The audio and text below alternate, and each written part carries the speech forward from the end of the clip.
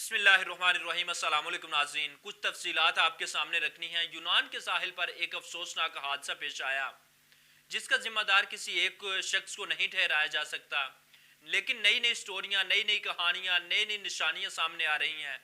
بہت سارے لوگ جو بچ کر آگے وہ بہت کچھ بیان کر رہے ہیں۔ یہ افسوسناک حادثہ تھا، افسوسناک واقعہ تھا، ایک المیہ کو جنم دیا کچھ لوگوں کی غلطیوں نے، جن میں یونانی بھی شامل تھے، پاکستانی حکام بھی شامل تھے۔ ان حکام کے اندر جن کا نام لیا جا رہا ہے وہ بھی تفصیلات آپ کے سامنے رکھنی ہے۔ کہا جا رہا ہے کہ کچھ سیاستدان اس کے اندر ملوث تھے۔ وہ کون سے سیاستدان تھے یہ بھی آپ کے سامنے تمام چیزیں رکھنی ہے، اور کچھ بیوروکریٹس، کچھ ججز اس کے اندر شامل کر دیے گئے۔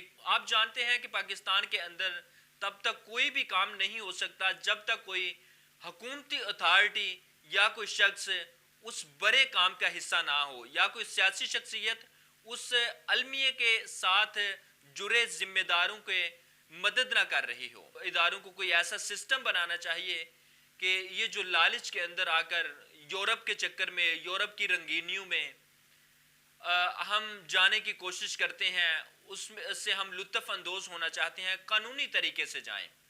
اس طرح غیر قانونی طریقہ اپنا کر جان چلی جاتی ہے، پھر کچھ بھی نہیں حاصل ہوتا۔ تو اس کا ذمہ دار کسی ایک شخص کو تو نہیں، اس میں والدین بھی اتنے ہی ذمہ دار ہیں، کیونکہ انہوں نے اپنے بچوں کو اگر جن لوگوں نے اپنی مرضی سے بھیجا، اب بہت سارے لوگ انٹرویوز دے رہے ہیں، اور ہماری حکومتیں ذمہ دار ہیں کہ پاکستان کے لوگ جو ہیں وہ ٹرسٹ نہیں کرتے کہ یہاں پر کاروبار کیا جائے، یہاں پر ہم انویسٹمنٹ کر کے کچھ کر سکیں۔ حکومتوں پر ٹرسٹ نہیں، اداروں پر ٹرسٹ نہیں، اداروں کے اندر ملے لوگ ان کو باہر بیچتے ہیں۔ اس وقت جو دو لوگ گرفتار ہوئے اس میں ایک وقاص احمد نامی شخص جو کہ ایجنٹ ہیں، اور ایک ساجد محمود نامی شخص، یہ دو ایجنٹس ہیں۔ یہ بہت طاقتور لوگ ہیں۔ ساجد محمود کا تعلق منڈی بہاؤدین سے ہے۔ جب ان کی کنڈلی دیکھی گئی، ان کا پروفائل دیکھا گیا، ان کا ڈیٹا دیکھا گیا، ریسرچ کی گئی، تحقیقات ہوئی، تو پتہ چلا کہ منڈی بہاؤدین سے کچھ سیاستدان ایسے ہیں جن کے ساتھ ان کے اچھے تعلقات ہیں اور اچھا لنک ہے۔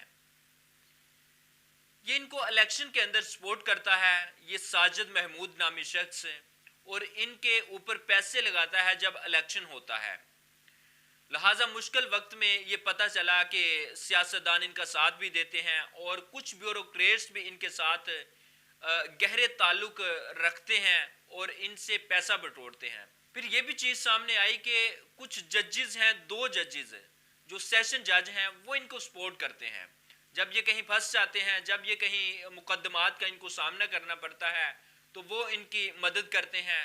اور منڈی بہاؤدین میں کچھ ایکٹیو دوستوں سے ان کے تعلقات بہت اچھے ہیں۔ پھر بہت کارروائی کی جاتی ہے تو ساجد محمود نامی شخص اور وقاص احمد کو گرفتار کر لیا جائے گا، لیکن وہ اتھارٹیز جو ان کی ہیلپ کرتی ہیں، کیا ان کے لیے بھی کوئی سسٹم بنایا جائے گا؟ کیا ان کو بھی روکا جائے گا تاکہ آئندہ آنے والے وقت میں اس طرح کا کوئی المیہ، کوئی اندفناک واقعہ پیش نہ آئے جس طرح اب آیا؟ یہ تمام چیزیں واضح کرتی ہیں کہ پورے کا پورا نظام جو ہے وہ اس کے اندر ملوث کہیں نہ کہیں پایا جاتا ہے، اور پھر کہیں نہ کہیں حکومت کی ذمہ داری ہے کہ وہ یہاں پر نوجوانوں کو روزگار فراہم کریں، ملک کے اندر روزگار کے مواقع فراہم کریں۔ جو لوگ باہر جاتے ہیں وہ 22 سے 25 یا 30 لاکھ روپے دیتے ہیں، 22 سے 30 لاکھ دے کر ان درندوں کے حوالے اپنے بچے کو کرتے ہیں کہ جاؤ، اور مستقبل کے اندر خواب دیکھتے ہیں کہ جناب ہم دوسروں کی طرح نظر آئیں اور ہمارا بھی جو لائف سٹائل ہے وہ چینج ہو جائے، لیکن اس تمام سفر کے اندر اپنی اولادوں کو کھو دیتے ہیں۔ تو اگر قانونی طریقے سے کوشش کریں تو دوسرے ممالک کے اندر بڑے اچھے مواقع بھی ہیں۔ اگر 25 سے 30 لاکھ روپے لگا کر جانا ہے تو پھر یورپ کے اندر ہی اسٹڈی کے سلسلے میں یہ لوگ جا سکتے ہیں۔ پڑھائی کے لیے اچھے مواقع اس وقت برطانیہ، کینیڈا اور آسٹریلیا فراہم کر رہا ہے۔ پھر ہمارا بہت سارا اوورسیز پاکستانی گلف کنٹریز کے اندر مزدوری کرتے ہیں، جا کر اپنا اچھا نظام چلاتے ہیں جو کہ قانونی طریقے سے چلاتے ہیں۔ ہمارے بہت سارے ریلیٹیو، رشتہ دار، بہت سارے کزنز، بہت سارے دوست احباب جن کو آپ بھی جانتے ہوں گے، وہ جاتے ہیں باہر اور وہ اپنا نظام اچھا چلاتے ہیں، لیکن غیر قانونی جب کوئی شخص کام کرتا ہے تو اس میں مشکلات کا سامنا کرنا پڑتا ہے. تو ان مشکلات کی وجہ سے ملک کی بھی بدنامی ہوتی ہے, ہم اپنی اولادوں کو, اپنے پیاروں کو بھی کھو دیتے ہیں, اور ان تمام کے اندر جب مشکلات کا سامنا کرنا پڑتا ہے پھر ہم اس کا ذمہ دار کسی دوسرے شخص کو ٹھہراتے ہیں.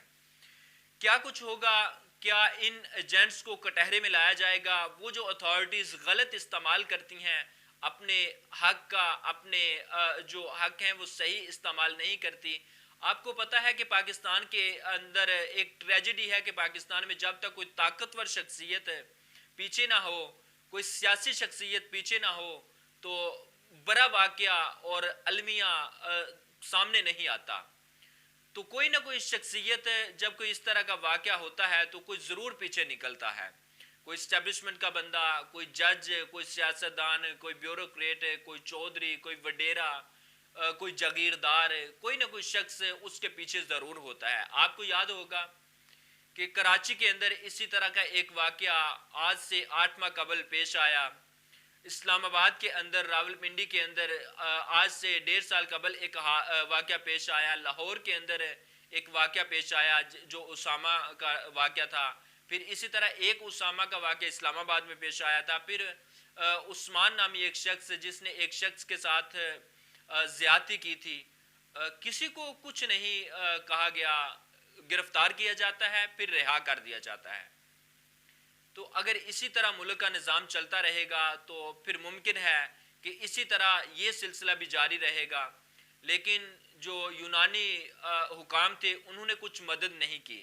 وہ چاہتے تھے کہ اس طرح کا کوئی حادثہ پیش آئے, لگتا یوں ہے کہ وہ چاہتے تھے کہ کوئی حادثہ پیش آئے اور آگے آنے والے وقت کے اندر یہ جو سلسلہ ہے یہ کچھ کنٹرول ہو, کیونکہ غیر قانونی طور پر جانا ان کے لیے بھی فائدہ مند ثابت نہیں ہوتا. اور میں سن رہا تھا اور دیکھ رہا تھا میاں ارشد جو دنیا نیوز کے رپورٹر ہیں, صحافی ہیں, انہوں نے ایک انٹرویو کیا. اس کے اندر انہوں نے بتایا کہ یہ خود بھی مار دیتے ہیں ایجنٹس جب ان کو مشکلات کا سامنا کرنا پڑتا ہے یا کسی کی طبیعت ناساز ہوتی ہے, خراب ہوتی ہے, وہ آگے اس کو نہیں لے کر جا سکتے یا پھر کہیں پھنس جاتے ہیں تو خود بھی مروا دیتے ہیں. تو لہٰذا اس طرح کا رسک لینے کی ضرورت ہی نہیں ہے.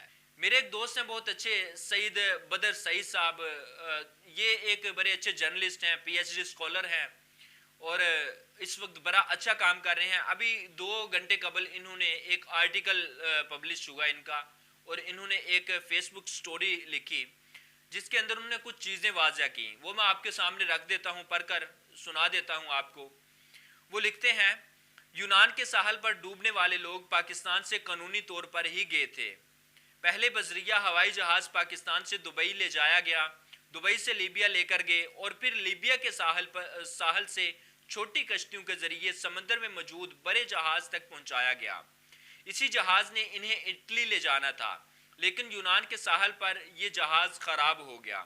دبئی سے لوگ براہ راست ویزا حاصل کر کے لوگ لیبیا جاتے ہیں. لیبیا تک کے سفر کے دوران ان کا سفر قانونی تھا. لیبیا سے آگے اٹلی تک کا سفر غیر قانونی بنتا ہے. یعنی کہ جو لیبیا گئے وہ قانونی سفر تھا کیونکہ ویزا لے کر گئے, اور لیبیا سے آگے جو حکام ہیں یعنی کہ یہاں کے جو ایجنٹ ہیں وہ لیبیا کے اندر ان کے بھی آگے ایجنٹ ہیں, ان کے ساتھ مل کر آگے بارڈر کراس کرواتے ہیں. وہ لکھتے ہیں کہ حکومت پاکستان پر ان کے غیر قانونی سفر کی ذمہ داری عائد نہیں ہوتی. ذمہ داری لیبیا کی بنے گی کہ لیبیا کے ساحل سے لوگ غیر قانونی جا رہے ہیں, یا اٹلی کی ذمہ داری بنے گی کہ اٹلی کے ساحل سے لوگ غیر قانونی طور پر وہاں داخل ہو رہے ہیں.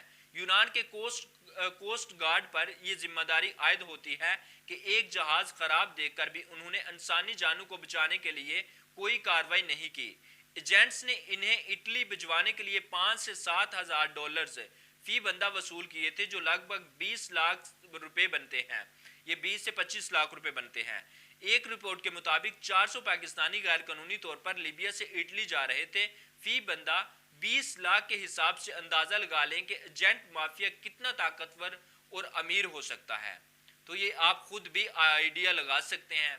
لیکن حکمرانوں کو کہیں نہ کہیں نظام کو بہتر کرنے کی ضرورت ہے تاکہ یہاں پر روزگار کے مواقع فراہم ہو سکیں, مل سکیں, اور جو لوگ باہر جاتے ہیں, جو زیورات بیچ کر جاتے ہیں, جو جائیدادیں بیچ کر اس طرح غیر قانونی باہر جاتے ہیں وہ ٹرسٹ کریں پاکستان پر، اور پاکستان کے اندر کوئی نہ کوئی چھوٹا موٹا بزنس ضرور کریں، اور چھوٹے لیول پر بزنس کر کے اپنی فیملی کی گروتھ جو ہے وہ ممکن بنا سکیں۔